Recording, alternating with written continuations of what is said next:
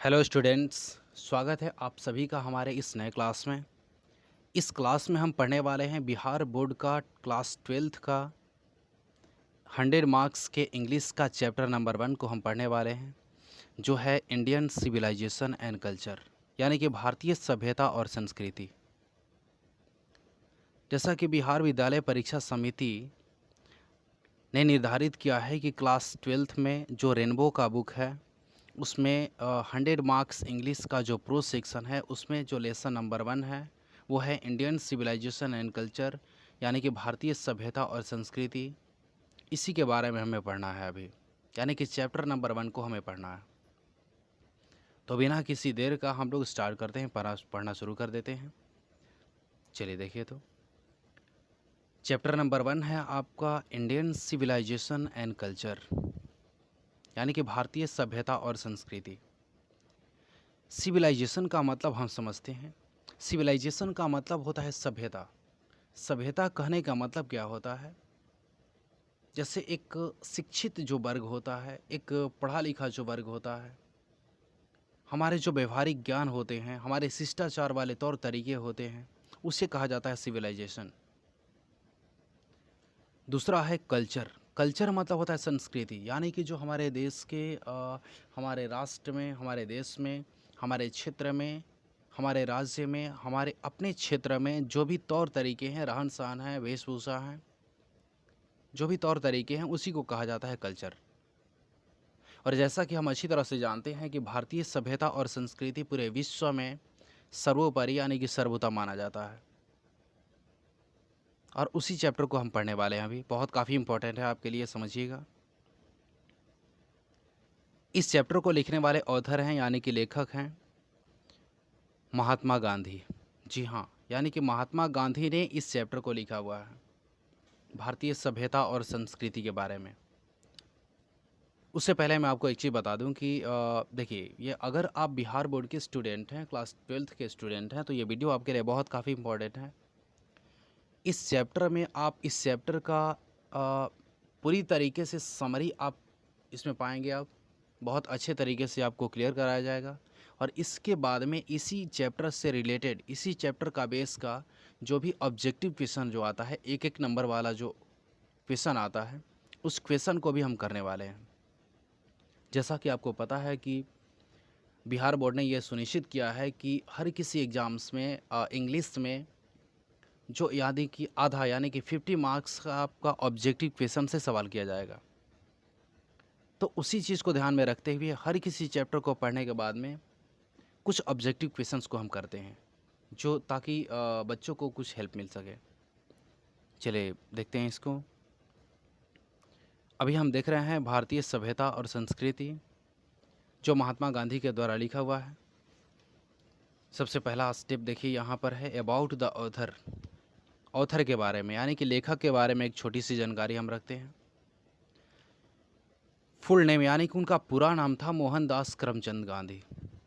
महात्मा गांधी लेखक हैं इस चैप्टर के, भारतीय सभ्यता और संस्कृति के, और उनका पूरा नाम था मोहनदास करमचंद गांधी। दिया है पॉपुलरली नोन एज बापू और फादर ऑफ द नेशन, और जो राष्ट्रपिता यानी कि बापू के नाम से सुविख्यात थे।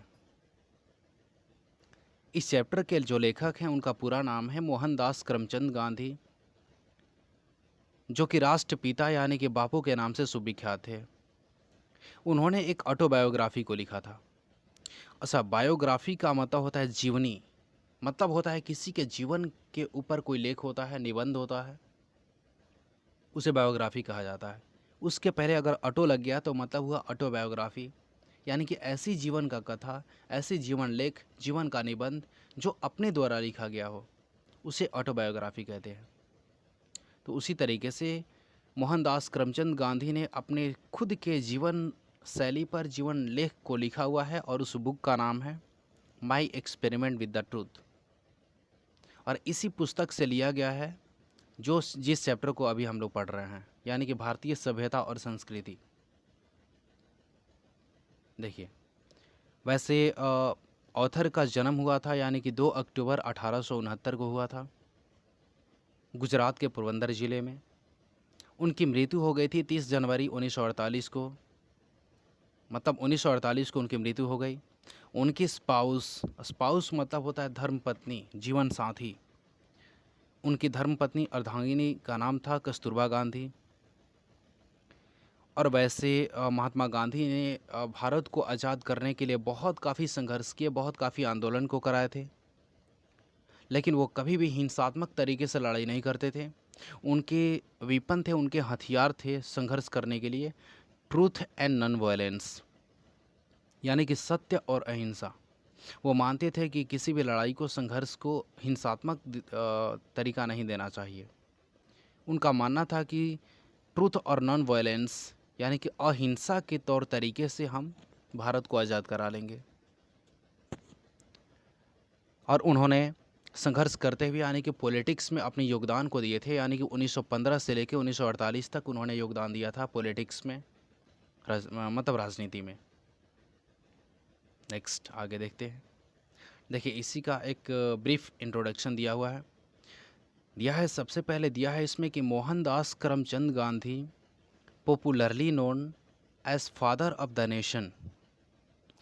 मोहनदास करमचंद गांधी जो थे, जो राष्ट्रपिता के नाम से सुविख्यात थे या बापू कहें, वास बॉर्न एट पोरबंदर इन गुजरात, जिनका जन्म गुजरात के पोरबंदर ज़िले में हुआ था। ऑन 2 अक्टूबर, 2 अक्टूबर को हुआ था 1869 में। मतलब शुरू से समझते हैं, ध्यान से समझते हैं। देखिए ध्यान से समझिए, आपके लिए बहुत काफ़ी इम्पोर्टेंट है ये। मोहनदास करमचंद गांधी जो राष्ट्रपिता के नाम से या बापू के नाम से सुविख्यात थे, उनका जन्म गुजरात के पोरबंदर ज़िले में हुआ था 2 अक्टूबर 1869 को। 2 अक्टूबर 1869 को उनका जन्म हुआ था। He was more spiritual leader than politician. इसमें एक वर्ड आया है स्पिरिचुअल लीडर, समझिएगा, और एक पॉलिटिशियन है। ही वॉज मोर स्पिरिचुअल लीडर, यानी कि वो एक आध्यात्मिक लीडर भी थे। स्पिरिचुअल का मतलब आध्यात्मिक, वो एक आध्यात्मिक लीडर भी थे और पॉलिटिशियन भी थे, और ज़्यादातर वो आध्यात्मिक दृष्टिकोण से किसी भी चीज़ को देखा करते थे। ही सक्सेसफुली, उन्होंने सफलतापूर्वक used truth and non violence, सत्य और अहिंसा का उन्होंने यूज़ किया था एज चीफ वेपन, उनका प्रमुख जो हथियार था ये, अगेंस्ट द ब्रिटिश रूल, यानी कि अंग्रेजी हुकूमत के अगेंस्ट में उन्होंने एक हथियार को अपने यूज़ किया था, वो सत्य और अहिंसा का था। एंड हेल्प्ड इंडिया, और इंडिया को उन्होंने मदद किया गेन इंडिपेंडेंस, यानी कि भारत को आज़ाद दिलाने में उन्होंने मदद किया था। वैसे बहुत काफ़ी ऐसे लीडर लोग थे जो बहुत काफ़ी देश को आज़ाद कराने के लिए अलग अलग तरीके से संघर्ष करते थे, आंदोलन करते थे, लेकिन महात्मा गांधी के आंदोलन करने का तौर तरीका कुछ अलग था। उनका मानना था कि सबसे हमारा चीफ वेपन, यानी कि मुख्य हथियार होना चाहिए ट्रूथ एंड नॉन वायलेंस, सत्य और अहिंसा, जिसके बल पे उन्होंने देश को आज़ादी दिलाया। आगे देखते हैं। He was totally dedicated, dedicated का मतलब समर्पित होना, समर्पण करना। वो पूर्णतः वो समर्पित कर दिए थे टुवार्ड्स पॉलिटिक्स, राजनीति के तरफ, फ्रॉम 1915 टिल हिज डेथ 1948, यानी कि वो पूर्ण रूप से, पूर्ण तरीके से वो राजनीति में चले गए थे, और 1915 से लेके 1948 तक, जब तक उनकी मृत्यु हो गई तब तक वो राजनीति में रहे हुए थे। और अंत में हुआ क्या चीज़, अनफॉर्चुनेटली, दुर्भाग्यवश हुआ क्या, he was shot dead. Shot dead का मतलब होता है मारा जाना, गोली मारा जाना।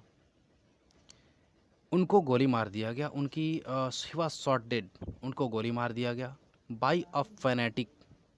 फैनेटिक का मतलब होता है कट्टर, जो दुश्मन होता है, कट्टर दुश्मन। उनको एक कट्टर द्वारा गोली मार दिया गया। ऑन कितने तारीख को, देखिए सामने, देखिए नीचे स्क्रॉल कर दें, हाँ देखिए, उनकी मृत्यु कर दी गई थी, उनको गोली मार दिया गया किसी फैनेटिक के द्वारा। कब? 30 जनवरी 1948 को। देखिए बहुत काफ़ी इम्पोर्टेंट है। हालांकि जब हम ऑब्जेक्टिव क्वेश्चन जो अगले सेशन में करने वाले हैं इसी चैप्टर का ना, तो आपके लिए बहुत काफ़ी हेल्प मिलेगा। और ये सारे जो भी ऑब्जेक्टिव क्वेश्चन जो अभी आ रहे हैं, अंडरलाइन हम लोग कर रहे हैं, ये आपको करना ही होता है, ऑटोमेटिक आपको मिलेगा। वो बहुत काफ़ी हेल्पफुल है, उसको इसीलिए ध्यान समझिए। उनको कब गोली मार दिया गया था? 30 जनवरी 1948 को। हालांकि Gandhi ji talks about sound foundation of Indian civilisation and culture in this essay. एक चीज़ देखिए बहुत काफ़ी इंपॉर्टेंट, एसे। अभी इस चैप्टर को जो हम पढ़ रहे हैं भारतीय सभ्यता और संस्कृति, ये एक एसे है, ये एक निबंध है।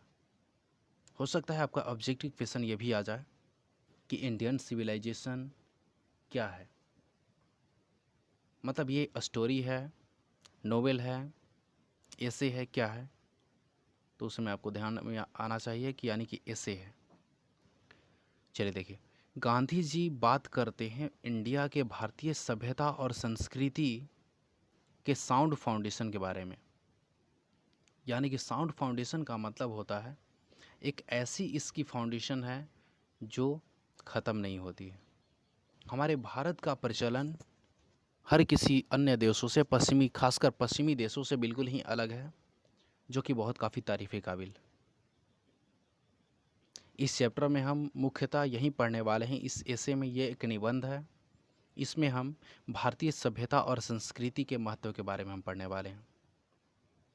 वैसे गांधी जी सबसे ज़्यादा शौकीन थे, वो किसी परिवर्तन को नहीं मानते थे। वो ये मानते थे कि हमें ये मानना चाहिए कि simple living and high thinking, सादा जीवन उच्च विचार। हमें पश्चिमी देशों वाली चीज़ों को नकल हमें नहीं करना चाहिए कि वो कैसे रह रहे हैं और लाइफ स्टाइल को हमें ये करना होगा, वैसे करना होगा। नहीं, उनका मानना था कि हम सिंपल वे रहें, सादा जीवन को जिएं और उच्च विचार हमारा रहे। चलिए देखिए इस स्टोरी का, इस चैप्टर का हम समरी देखते हैं। देखिए समरी यह है कि इंडियन सिविलाइजेशन, सबसे पहला जो लाइन है उसको ध्यान समझिएगा। यह है कि the Indian civilization is invincible. देखिए सबसे एक बहुत काफ़ी इंपॉर्टेंट वर्ड है इनविंसिबल। देखिए उसके ऊपर मैंने अंडरलाइन किया, नीचे कर लें, यस। इनविंसिबल का मतलब क्या होता है? बोला है कि the Indian civilization is invincible. भारतीय सभ्यता जो है इनविंसिबल है। इनविंसिबल का मतलब होता है अजय, अमर, जो कभी ख़त्म ना हो। यानी कि भारतीय सभ्यता जो है ना वो अजय है, अमर है, ये कभी नष्ट नहीं होता है, ये ख़त्म नहीं होगा, इसका कोई खात्मा नहीं होगा। And cannot be beaten in the world, और पूरी दुनिया में इसे पराजित नहीं किया जा सकता। देखिए एक और वर्ड आ गया है बीटेन।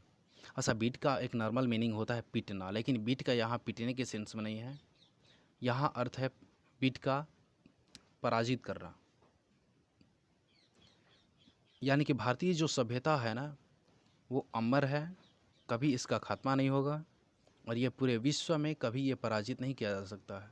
जैसे कि पहले आपको बताया जा चुका है कि भारतीय सभ्यता और संस्कृति पूरे विश्व में सर्वोपरि है, यानी कि सर्वोत्तम है। आगे देखिए, आवर एंसेस्टर्स, यानी कि हमारे पूर्वज, एंसेस्टर्स का मतलब होता है पूर्वज। हमारे पूर्वज हैड सोन द सीड्स, उन्होंने एक बीज बोया था। Which has spreaded many ways, जो बहुत मतलब अलग तरीके से इसने अपने फैलाव को लिया। उनका मानना ये था कि हमें कभी भी एक बढ़ती हुई और इस वेस्टर्न कल्चर यानी कि पश्चिमी सभ्यता वाले तौर तरीके को हमें कभी एक्सेप्ट नहीं करना चाहिए। हमें कभी अपने लाइफ स्टाइल को बहुत काफ़ी लग्जरी में नहीं लेना चाहिए, बहुत अटपटे तरीके से हमें नहीं जीना चाहिए। हमारे एंसेस्टर जो थे पूर्वज, उनका ये मानना था कि जितना ही हम सिंपल तरीके से रहें वो हमारे लिए सबसे फ़ायदेमंद है। चलिए आगे देखते हैं। Some other country had diminished its glory, और जिन किसी देशों ने अपनी सभ्यता और संस्कृति को अच्छे तरीके से नहीं समझा, वो उस देश में कुछ ऐसे देश हैं जो अपने ग्लोरी को, गौरव को पूरी तरीके से नष्ट कर चुके हैं। जैसे एग्जांपल समझिए, जापान हैज़ वेस्टर्नाइज्ड। जापान जो कि पूरे विश्व का पावर था पिछले कुछ समय में, वो पश्चिमी सभ्यता को एडप्ट करके अपनी सभ्यता को नष्ट कर दिया। और China has shifted from its past culture. और इतना ही नहीं, चाइना भी अपने पास्ट कल्चर को भूल चुका है, बदल दिया है। लेकिन इसके बावजूद भी इंडिया रिमेन्स स्टिड, मतलब दिया है कि इंडिया मेंटेन्स इट्स ग्लोरी। इसके बावजूद में भी इंडिया ने अपनी गौरव को कायम रखा है। विथ इट्स साउंड सिविलाइजेशन, अपने साउंड सिविलाइजेशन के बल पर इसने अपने गौरव को पूरी तरीके से कायम रखा हुआ है। यानी कुल मिलाकर ये समझे कि भारतीय सभ्यता जो है ना, वो बहुत काफ़ी हर किसी देशों में, पूरे विश्व में सर्वोपरि माना जाता है। इसी के संदर्भ में कुछ बात हो रहा है। चलिए आगे देखते हैं, अगले पैराग्राफ को हम समझते हैं। देखिए, वेस्टर्न कल्चर यानी कि पश्चिमी सभ्यता। यहाँ वेस्टर्न कल्चर किसी देश को संबोधित करने के लिए आया हुआ है। वेस्टर्न कल्चर सोचते हैं, यानी कि पश्चिमी सभ्यता वाले जो देश हैं, खासकर जो यूरोपियन कंट्री है, वो ये समझते हैं कि इंडियंस आर अनसिविलाइज्ड। भारतीय लोग अनपढ़ हैं, पढ़े लिखे नहीं हैं, इसीलिए दे कैनॉट अफोर्ड चेंजेस, और इसीलिए वो कुछ परिवर्तन नहीं लाते हैं, अपने लाइफ स्टाइल को कुछ अच्छा नहीं बनाते हैं। ये हमारी मेरिट के जस्ट अगेंस्ट में है, उल्टा है, विरोध में है, खिलाफ में है। पश्चिमी सभ्यता वाले लोग का ये मानना होता है कि इंडियंस जो हैं वो पढ़े लिखे नहीं हैं, अनपढ़ हैं, और इसीलिए वो परिवर्तन नहीं लाते हैं। ये हमारे मेरिट के जस्ट खिलाफ है। लेकिन फिर भी इसके बावजूद भी हम कभी अपने आप को दिखावा नहीं करते हैं। फिर भी इंडिया रिमेन्स फर्म। लेकिन इन चीज़ों को अनदेखा करने के बाद में इंडिया दृढ़ है और इमूवेबल है, कभी मतलब अचल है। आगे देखिए, अगला पैराग्राफ बोला है कि S mind is a restless bird. बड़ा इंपॉर्टेंट है लाइन, हालांकि रेगुलर इसका यूज होता रहता है। Mind is a restless bird, हो सकता है कि इस पर आपका ऑब्जेक्टिव क्वेश्चंस भी आ जाए कुछ। देखिए, बोला है कि जैसा कि माइंड हमारा एक रेस्टलेस बर्ड है। रेस्टलेस का मतलब होता है बेचैन, कभी आराम न करे। जैसा कि हम जानते हैं कि हमारे ह्यूमन बॉडी में, यानी कि इंसान की बॉडी में, शरीर में सिर्फ दो ऐसे अंग हैं, यानी कि दो बॉडीगार्ड ऐसे हैं जो कभी आराम नहीं करते। वो हार्ट और माइंड, यानी कि दिल और दिमाग। यानी कि माइंड एक रेस्टलेस बर्ड है। मतलब हमारा माइंड जो है ना, कभी आराम नहीं करता है, उड़ती पंछी है, उड़ती हुई पंछी है ये। द मोर इट गेट्स, जितना ही ज़्यादा यह पाता है, द मोर इट वांट्स, उतना ही ज़्यादा यह चाहता है। मतलब हमारा मन बहुत काफ़ी चाहता है, अगर चाहता है, अगर मिल भी जाए उसके बावजूद और भी चाहता है। एंड स्टिल रिमेन्स अनसेटिस्फाइड, और इसके अलावे, इसके बावजूद भी वो संतुष्ट नहीं होता है। Remains unsatisfied. So our ancestors, यही कारण था ना कि हमारे जो पूर्वज थे, set a limit to our indulgence, इसीलिए हमारे जो पूर्वज थे अपनी चाहत पर कुछ हद रखे हुए थे, कुछ लिमिट रखे हुए थे। चलिए अगला पैराग्राफ बोला कि Indian civilization elevates the moral being. जो भारतीय सभ्यता है, हमारी नैतिक कर्तव्य का उजागर करता है, नैतिक कर्तव्य को उजागर करता है। फेरेस, जबकि वेस्टर्न सिविलाइजेशन यानी कि पश्चिमी सभ्यता जो है, इज़ टू प्रोपगेट इमोरालिटी। अच्छा, इमोरालिटी का मतलब अनैतिकता होता है, जो गलत तरीके होते हैं। प्रोपगेट का मतलब होता है दुष्प्रचार करना। यानी कि जो हमारे भारतीय सभ्यता और संस्कृति है, भारतीय सभ्यता हमारे नैतिक कर्तव्य को उजागर करता है, जबकि पश्चिमी सभ्यता वाले जो हैं वो एक अनैतिकता को, गलत तरीके को दुष्प्रचार करते हैं, अलग तरीके से कुछ करते हैं। और यही कारण है कि उनका पतन समय समय पर होता रहा है। इट हैज़ विटनेस्ड, और इसका एक गवाह है, सबूत है, साक्ष्य भी है। द फॉल ऑफ बिग एम्बरर या किंगडम, यानी कि इसका साक्ष्य सबूत है कि किसी बड़े बड़े सम्राट यानी कि बड़े बड़े साम्राज्य भी उसका भी पतन हो गया। जिस देश का सभ्यता और संस्कृति नष्ट हो गया उस देश का खात्मा हुआ यानी कि पतन हो गया। जैसे कुछ देश का नाम है बेबीलोनिया, सीरिया, इजिप्ट, यानी कि ये ओल्ड नेम है, किसी कंट्री के ओल्ड नेम है, एंड सो ऑन। मतलब कुछ ऐसे देश हैं जिसने अपने सभ्यता और संस्कृति को उतना महत्व नहीं दिया, उसका पूरी तरीके से पतन हो चुका है और ख़त्म हो चुका है। वैसे गांधी जी का मानना ये था कि हम सभी लोग एक अपने इच्छाओं पर कुछ कंट्रोल रखें और कुछ इस पे कुछ लिमिट सेट करें। और उन्होंने एग्जाम्पल दिया कि हमारे पूर्वज भी चाहते थे कि हम उसके बारे में कुछ इंडल्जेंस पर, अपनी चाहत पर कुछ हम रोक लगाएं, उसका लिमिट सेट करें कुछ। हालांकि वो नहीं चाहते थे, हर तरह के शहरीकरण से भी परहेज करना चाहते थे। वो ज़्यादा प्रीफर यानी कि पसंद करते थे गांव देहात ग्रामीण क्षेत्र वाले तौर तरीके को पसंद करते थे, जहाँ पे अपनेपन भाईचारा की चीज़ें देखने को मिलती है। खासकर ये माना गया है, गांधी जी का ऐसा मानना था कि जो शहरों में जो ज़िंदगी है ना वो खुद तक सीमित हो चुकी है। यानी कि life's in big cities are impersonalised, यानी कि बड़े बड़े शहरों में जो जीवन होते हैं ना वो खुद तक सीमित रह जाते हैं। किसी को किसी से मतलब नहीं है, सभी लोग अपने लिए हैं। सब लोग अपने अपने ऑफिस जाते हैं, अपना काम करते हैं, वापस आते हैं, अपने घर में पैक होते हैं। सोसाइटी में अ लिटिल बिट यानी कि बहुत कम उनको मतलब होता है। लेकिन ग्रामीण क्षेत्र में जो होता है, हर तरह के सुख और दुख में जो अपनेपन होता है, भाईचारा होता है, वो सिर्फ ग्रामीण क्षेत्र में ही देखने को मिल सकता है। और इसीलिए ऑथर भी चाहते थे कि तौर तरीके और जो भी कल्चर डेवलप हो वो ग्रामीण क्षेत्र में हो। शहरों से वो बहुत काफ़ी नफ़रत किया करते थे। हालांकि पूर्ण रूप से नफ़रत नहीं करते थे, लेकिन फिर भी उनका मानना था कि ग्रामीण क्षेत्र में हमारे तौर तरीके बहुत अच्छे होते हैं। देखिए आगे है, so it is to arrange a cultural circumstances, इसीलिए ये अरेंज प्रबंध करना हुआ कल्चरल सर्कमस्टेंसेस, एक सांस्कृतिक मतलब परिस्थिति को डेवलप करना उन्होंने प्रयास किया। इसीलिए उन्होंने ऐसा प्रयास किया कि प्रबंध किया जाए, मैनेज किया जाए सांस्कृतिक परिस्थिति को, to maintain the moral things, ताकि नैतिक चीज़ों को डेवलप किया जा सके। मतलब ओवरऑल ये समझें कि चैप्टर में जिस जो चैप्टर है भारतीय सभ्यता और संस्कृति, जो पूरे विश्व में सर्वोपरि या सर्वोत्तम माना जाता है, इसको लिखने वाले ऑथर हैं महात्मा गांधी।